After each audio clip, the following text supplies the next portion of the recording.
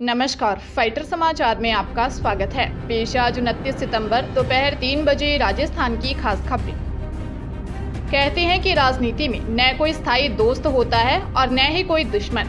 वक्त के साथ रिश्तों का स्वरूप बदलता रहता है। कुछ इसी तरह के उदाहरण राजस्थान की सियासत में भी देखने को मिल रहा है। बीजेपी में कभी एक दूसरे के घोर विरोधी रहे पूर्व मुख्यमंत्री वसुंधरा राजे और केंद्रीय जल शक्ति मंत्री गजेंद्र सिंह शेखावत इन दिनों काफी नजदीक हैं। दोनों की नजदीकियां सियासी गलियारों में खासा चर्चा का विषय बना हुआ है।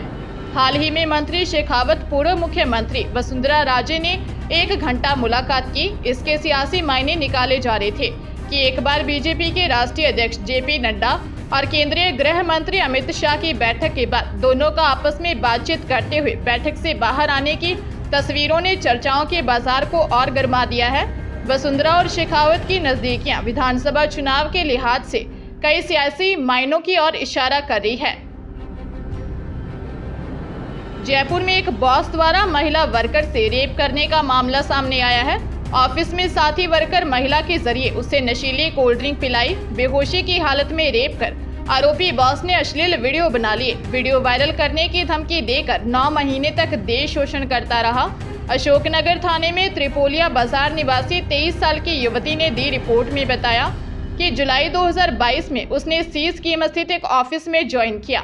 आरोप है कि नवंबर 2022 में आरोपी बॉस सुरेंद्र शर्मा के कहने पर साथी महिला वर्कर ने उसे नशीली कोल्ड ड्रिंक पिलाई, फिर बेहोशी की हालत में आरोपी बॉस ने रेप किया और अश्लील वीडियो बना लिए। होश आने पर विरोध करने पर अश्लील वीडियो को वायरल करने की धमकी दी। वीडियो की धमकी देकर उसका देह शोषण करता रहा।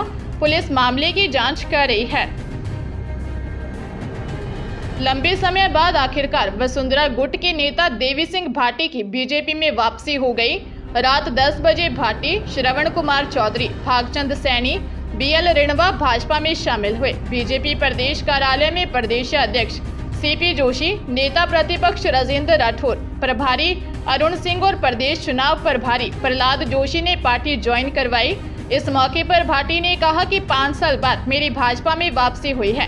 पार्टी ने मुझे गले लगाया है। किन्हीं परिस्थितियों के चलते कुछ बिंदुओं पर मैं अलग हो गया था। मेरे वरिष्ठ पदाधिकारियों से चर्चा हुई, जो भी गिले शिकवे थे वो दूर हो गए हैं। केंद्रीय मंत्री अर्जुन राम मेघवाल से भी मेरी बात हो गई है। हम दोनों संतुष्ट हैं। हम मिलकर 2023 में भाजपा की सरकार बनाएंगे।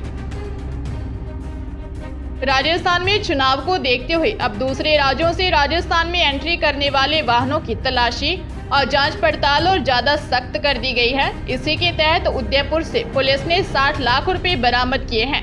ये रुपए एक कार से बरामद किए गए हैं। कार की सीटों के नीचे से बरामद किए गए इन रुपयों के बारे में कार चालक और उसमें बैठा सवार कोई जानकारी नहीं दे सका। पुलिस ने नोट जब्त कर लिए हैं और साथ ही कार सवार दोनों को हिरासत में ले लिया है। पुलिस ने बताया कि चुनाव को देखते हुए अधिकारियों के निर्देश पर प्रतापनगर थाना इलाके में नाकाबंदी की थी।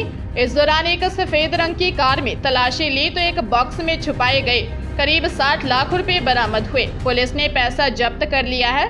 पैसा हवाला का होना बताया जा रहा है।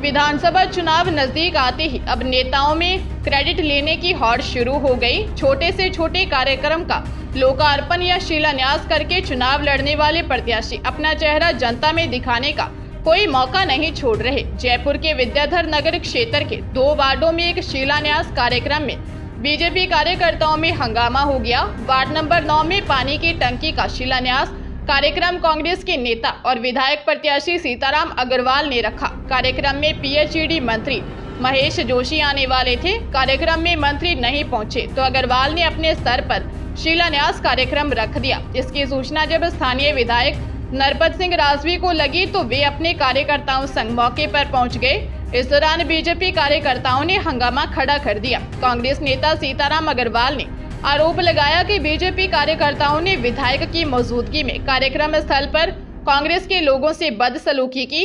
वहां लगाए बैनर पोस्टर फाड़ दिए। इस कारण मैंने न तो वहां का किसी का पत्थर लगाया और न ही शिलान्यास पट्टिका लगाई। राज्य सरकार ने देर रात सीनियर आईएएस अफसर वीनू गुप्ता को Rajasthan real estate regulatory authority यानी रेरा के चेयरपर्सन बनाया है। ये पद अप्रैल में एनसी गोयल के पद से हटने के बाद से खाली पड़ा था। वीनू गुप्ता वर्तमान में एमएसएमई में अतिरिक्त मुख्य सचिव पद पर नियुक्त हैं। वे इसी साल रिटायर्ड होने वाली हैं।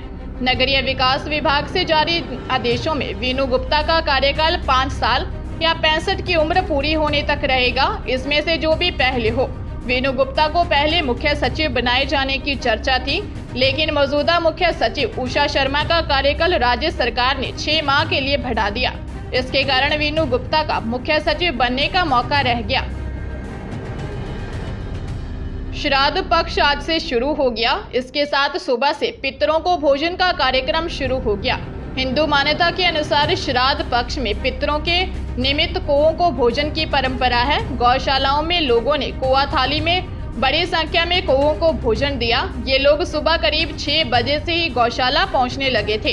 इन लोगों ने गायों को भी चारा डाला। पितृ पक्ष के दौरान हर दिन कौओं को भोजन करवाया जाएगा। श्री गौशाला के अलावा लोग पार्कों में भी कौओं को भोजन करवाते नजर आए। कौओं के भोजन और जल देने के दौरान ये लोग कौआ थाली के पास हाथ जोड़कर खड़े नजर आए। मान्यता है कि पितृ पक्ष के दौरान पूर्वज अपने घर भोजन करने आते हैं। ऐसे में उनके निमित्त ब्राह्मणों को भोजन करवाया जाता है। भीलवाड़ा जिले से गुजर रहे NH 79 पर एक बाइक बेकाबू होकर सड़क किनारे खड़े ट्रक से टकरा गई। बाइक पर भीलवाड़ा के 2 किशोर सवार थे। दोनों सांवरिया सेठ के दर्शन कर अपने घर लौट रहे थे।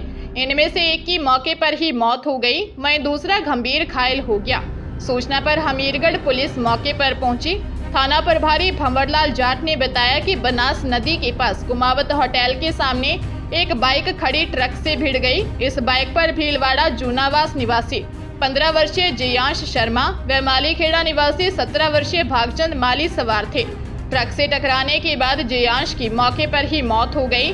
दोनों बाइक पर सांवरिया सेठ के दर्शन करने के लिए गए थे। राजधानी जयपुर में राज्यपाल कलराज मिश्र ने खोले के हनुमान जी मंदिर में रोपवे का लोकार्पण किया। यह रोपवे खोले के हनुमान जी मंदिर स्थित अन्नपूर्णा माता मंदिर से वैष्णो देवी माता मंदिर तक के लिए बना है। इस अवसर पर राज्यपाल मिश्र ने कहा कि रोपवे के बनने से यहां धार्मिक पर्यटन को गति मिलेगी। इस अवसर पर जन स्वास्थ्य अभियांत्रिकी मंत्री महेश जोशी, सांसद रामचरण बोहरा, विधायक रफीक खान भी विशेष रूप से उपस्थित रहे। उन्होंने बताया कि खोले के हनुमान जी मंदिर से अन्नपूर्णा माता मंदिर और वैष्णो माता मंदिर तक जाने में करीब 45 मिनट का वक्त लगता था, लेकिन अब इस सफर को पूरा करने में सिर्फ 5 मिनट का समय लगेगा।